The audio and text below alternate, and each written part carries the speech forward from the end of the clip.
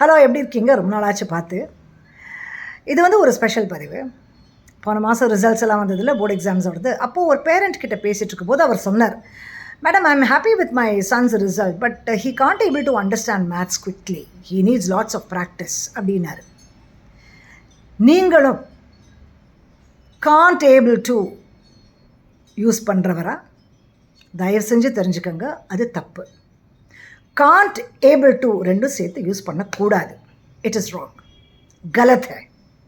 சரிங்களா? இதோடைய யூசேஜ் அப்படிங்கிறது சொல்கிறேன், கிராமர் விளக்கமெல்லாம் நான் சொல்லலை. Modal auxiliary, helping verb, action verb, root அதெல்லாம் சொல்லலை. நான் கிளியராக சொல்கிறேன், இந்த காண்ட்டுங்கிறது எப்படி யூஸ் பண்ணணும், ஏபிள் டு எப்படி யூஸ் பண்ணணும் அப்படின்னு சொல்கிறேன். காண்ட்டுங்கிறது கேனாட்டோடைய short form. I can, I cannot. He can, he cannot. You can, you cannot. They can, they cannot. we can, we cannot.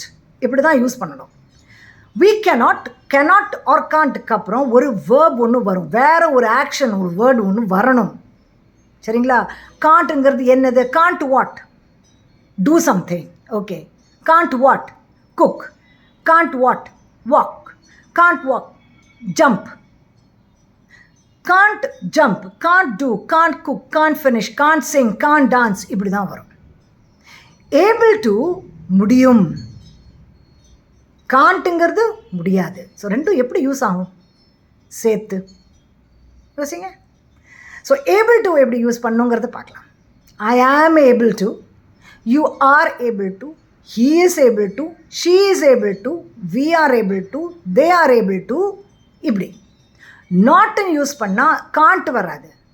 Not able to, I am not able to, you are not able to, he is not able to, they are not able to, they were not able to, I was not able to. இதெல்லாம் past tense, present tense அப்படி வரும். அது இன்னொரு நாளைக்கு நம்ம பார்த்துக்கலாம். But இதை முதல்ல நீங்கள் தெரிஞ்சுக்கணும்.